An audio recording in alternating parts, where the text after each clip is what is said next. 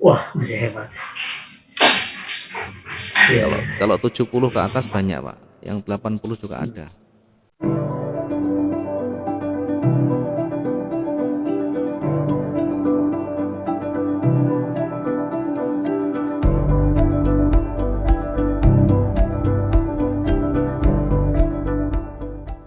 Ini saya masih kesulitan itu menentukan ini apa support resisten.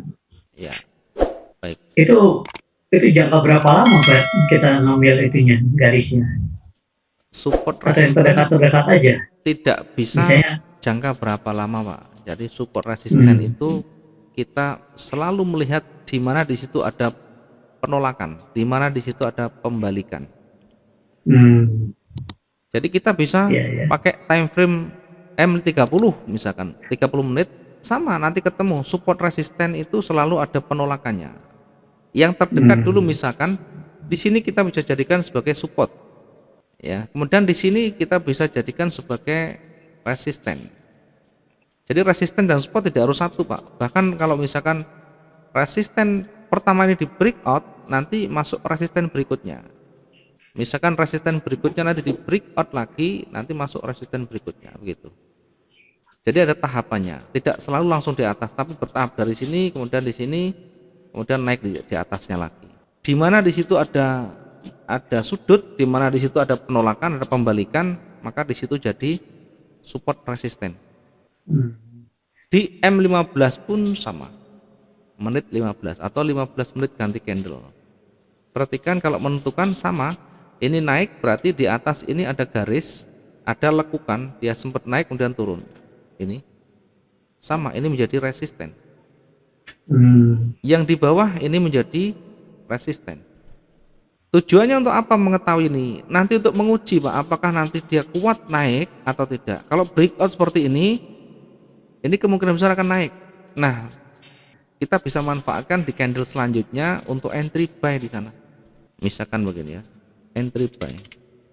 Atau misalkan tiba-tiba ini turun jadi merah, merah dan tebal begini, mengalahkan atau melewati harga supportnya.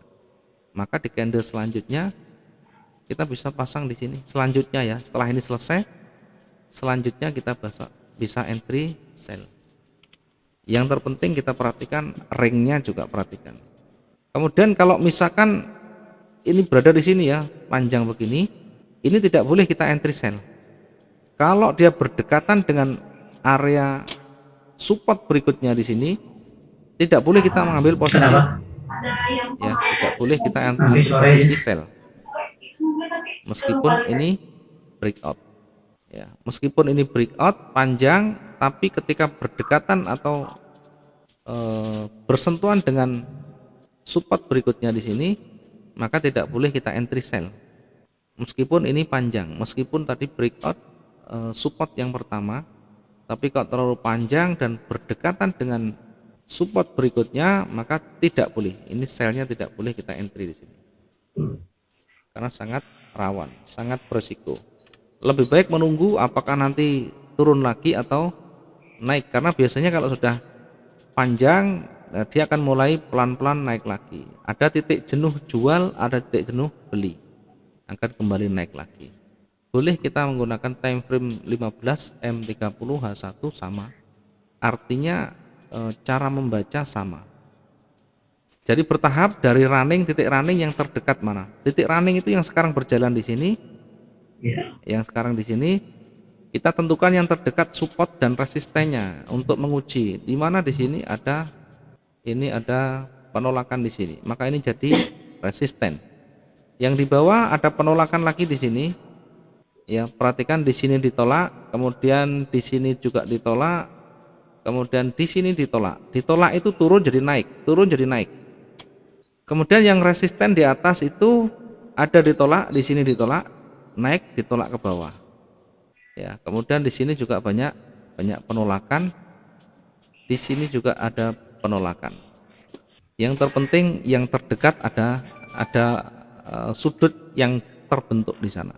Ini menjadi support dan resisten yang terdekat. Oke, ada lagi yang mau ditanyakan mungkin Pak? Jadi nanti biar ada keseimbangan, saya bisa menyampaikan yang tidak difahami, kita nanti bisa ulang-ulang biar Kalau candlestick ini Pak yang misalnya hijau, mm-mm. ekor di atas itu yang menekan siapa? Baik, seller, Kalau ekor di atas itu yang menekan adalah seller seller. ya. Di Jadi bawah bayar. kalau yang di atas ini penolakan seller, artinya potensi akan turun. Ketika banyak penolakan, banyak ekor di atas, maka kemungkinan besar akan banyak turunnya. Ya, sebaliknya ketika penolakan banyak di bawah, ini ada penolakan panjang, ada penolakan lagi, penolakannya di bawah, berarti tekanan ke atas kuat. Artinya makin makin naik. Berarti buyer yang mendominasi. Potensinya atau peluangnya naik. Ya, contoh lagi begini. Jadi kalau misalkan dia awalnya panjang, merah-merah dominannya. Jadi dominan itu bisa dilihat dari kecenderungan arahnya, arah tangganya menuju kemana kelihatan.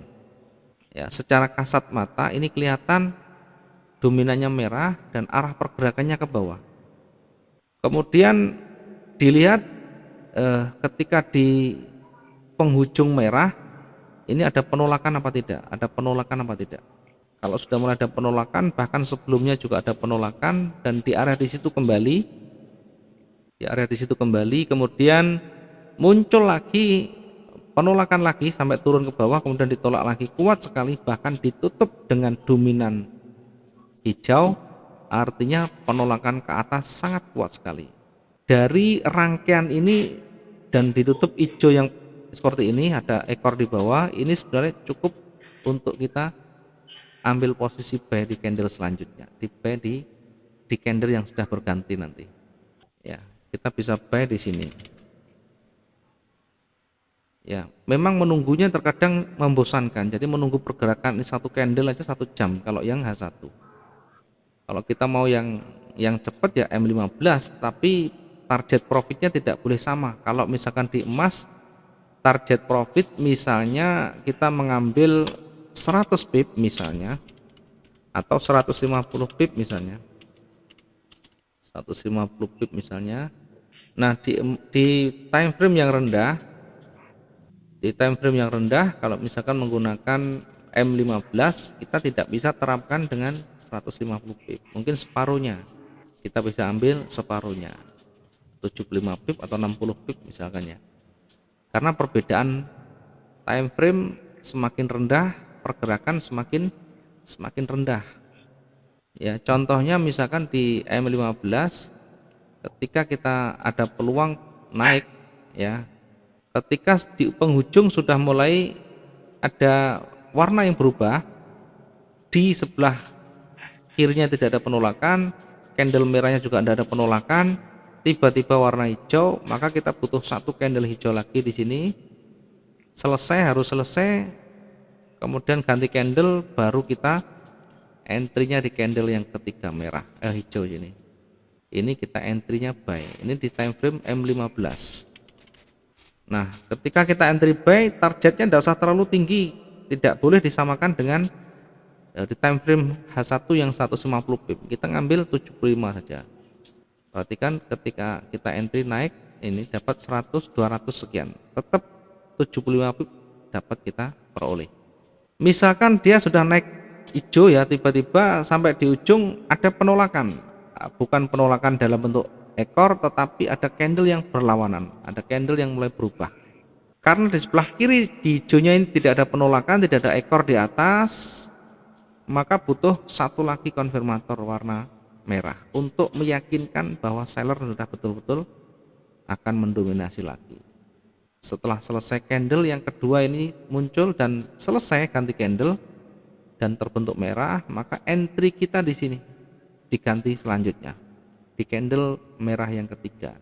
Ini kita entry-nya sell di sini. Target jangan lupa disesuaikan karena time frame-nya time frame rendah. 75 pip akan dapat kita capai ini 148. Sehingga peluang itu sebenarnya banyak sekali. Tinggal kita jeli apa tidak melihat peluang yang ada. Kita bisa manfaatkan peluang-peluang itu sekecil apapun, asalkan kita mampu membacanya, maka kita bisa gunakan untuk taking profit di sana atau mengambil profit, sehingga tidak butuh waktu yang lama untuk berlama-lama di floating minusnya. Ya, sama. Jadi misalkan tiba-tiba di bawah ada warna yang berubah warna dari merah menjadi hijau. Karena tidak ada penolakan, maka kita butuh satu konfirmator warna hijau. Jika ternyata di candle selanjutnya bukan warna hijau, maka batalkan kita mau entry buy. Kita ikuti dulu. Ya, sampai benar-benar dirubah lagi. Jadi merah ini penolakan. Kalau ada penolakan panjang sudah dikonfirmasi warna hijau, kita bisa langsung entry buy di selanjutnya di sini. Di warna merah itu kita entry buy. Lah itu kan ditutup warna merah. Ya namanya trading tidak selalu saat itu profit. Ada waktu mungkin di candle-candle berikutnya kita baru profitnya. Ini profitnya baru setelah 30 menit baru kita profitnya. Ya, begitu caranya. Jadi pelan-pelan cara menganalisa dari karakter candle, dari struktur yang terbentuk di sana, dari tren, support, resisten, retracement atau koreksinya, ringnya kita perhatikan. Sekali lagi beberapa hal yang mesti kita perhatikan. Yang pertama tadi cara menganalisa, perhatikan candlesticknya. Candlestick ini dari karakternya bagaimana. Karakter yang saya maksud adalah karakter yang pertama dulu ke terakhir. Artinya yang sebelum running itu ada karakter terbentuk candlenya. Jadi misalkan sekarang misalkan, nah sekarang hijau, berarti yang kita jadikan sebagai bahan untuk menganalisa adalah candle sebelumnya atau candle yang terakhir. Candle terakhir kita baca di situ ada muncul candle kecil hijau, kemudian di bawah ada ekor panjang. Artinya yang mendominasi adalah buyer karena penolakan di bawah ini adalah penolakan buyer, kemudian dominan warna hijau. Sehingga baru kita menentukan nanti konfirmator selanjutnya atau paling tidak rabaan kita mengarah ke atas. Apalagi sebelumnya didahului dengan candle warna hijau. Ini adalah karakter candle. Kemudian strukturnya.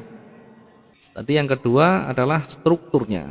Setelah kita memahami karakternya, maka pahami atau lihat struktur yang terbentuk, struktur marketnya bagaimana. Tadi sudah kita lihat dari awal sudah mulai merangkak naik, maka struktur sangat mendukung karakter candle. Artinya mindset kita arahkan ke naik atau buy, tinggal menunggu yang lebih kuat lagi nanti, petunjuk yang lebih kuat. Yang selanjutnya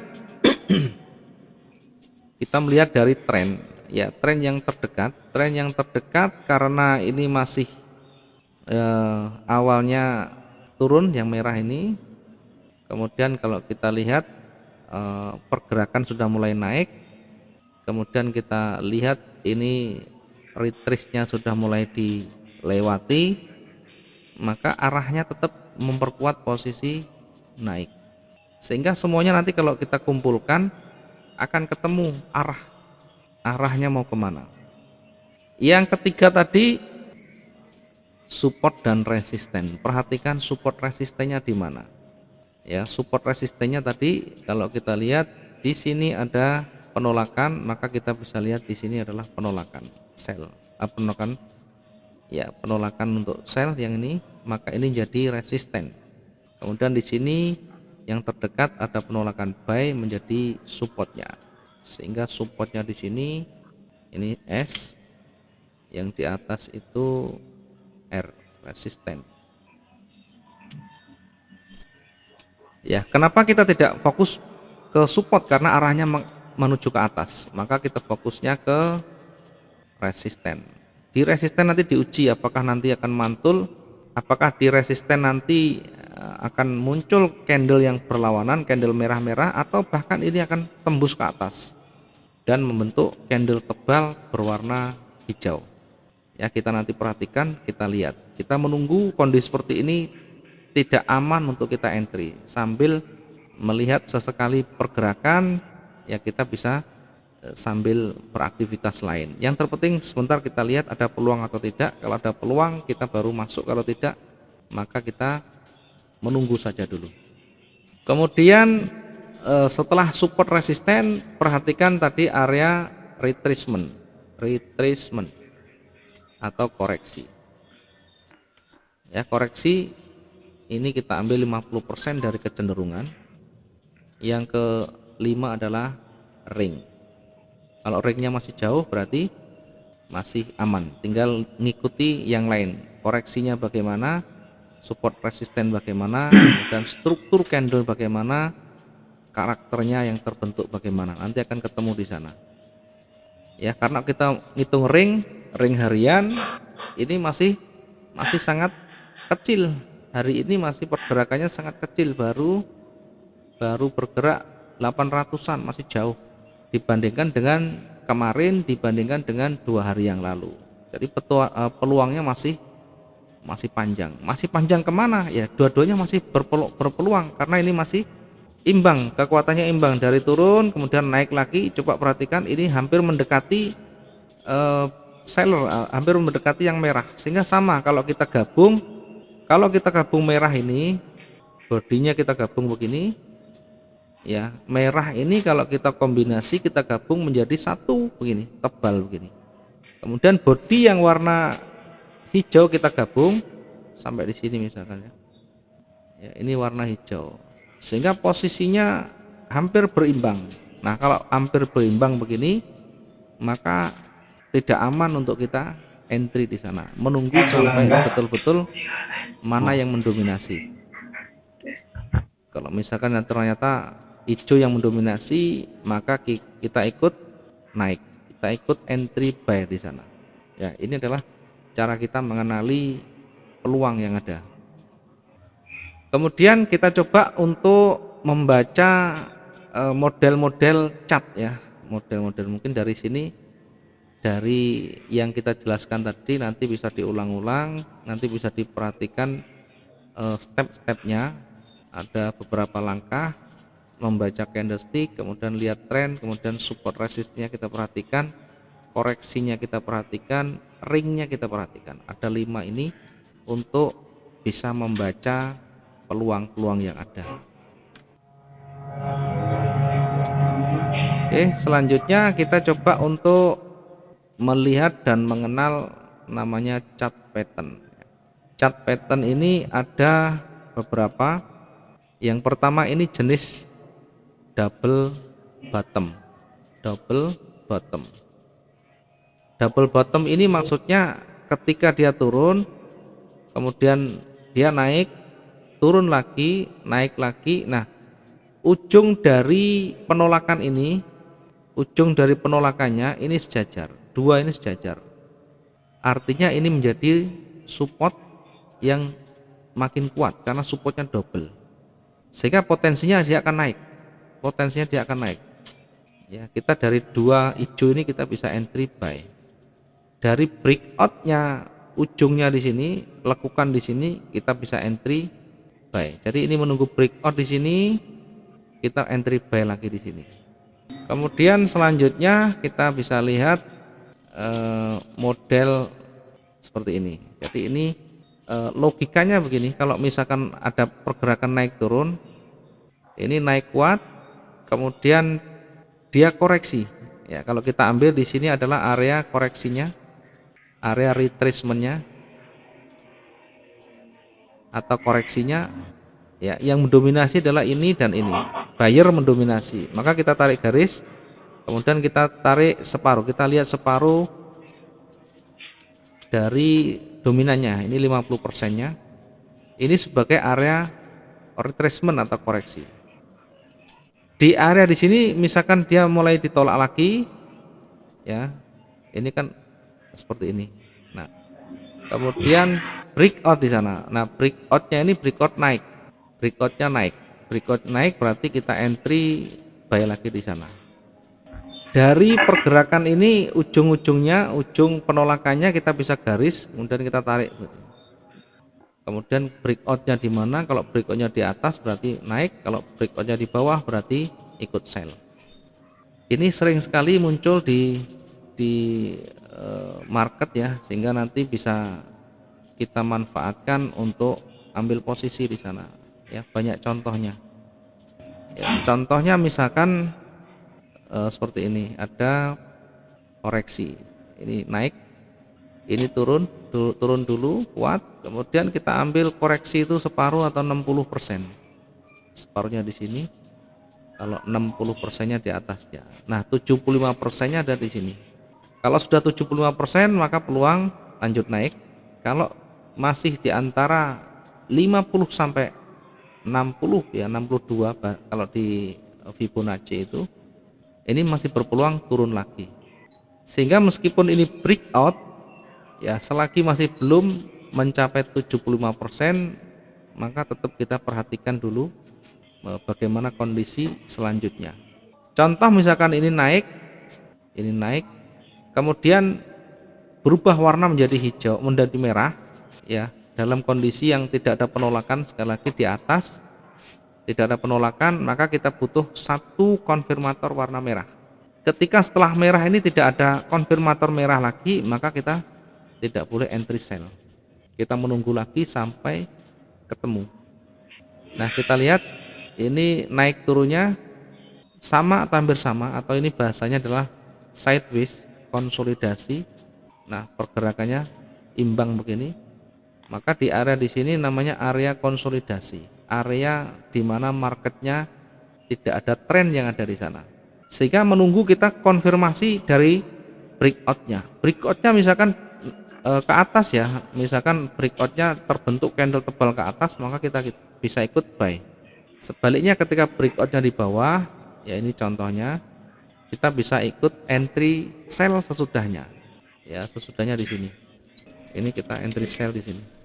Nah, itu kan akhirnya warna hijau ya. Sebelum hijau ini turun dulu, ekornya ini masih turun dulu, ini sekitar 370. Jadi kita masih bisa taking profit lagi.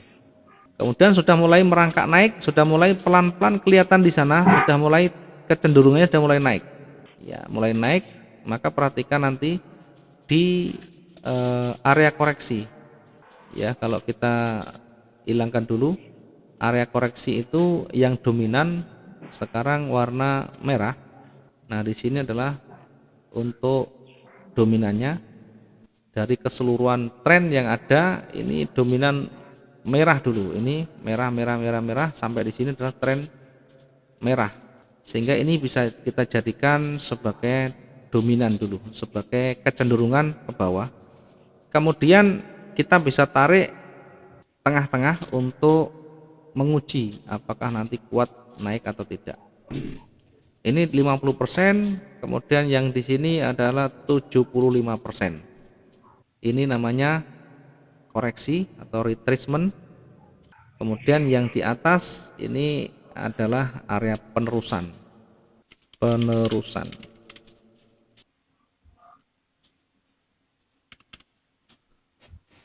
Ya, area penerusan. Sehingga kalau misalkan yang koreksi ini di breakout, kemudian breakout lagi di area penerusan, maka peluangnya adalah lanjut naik.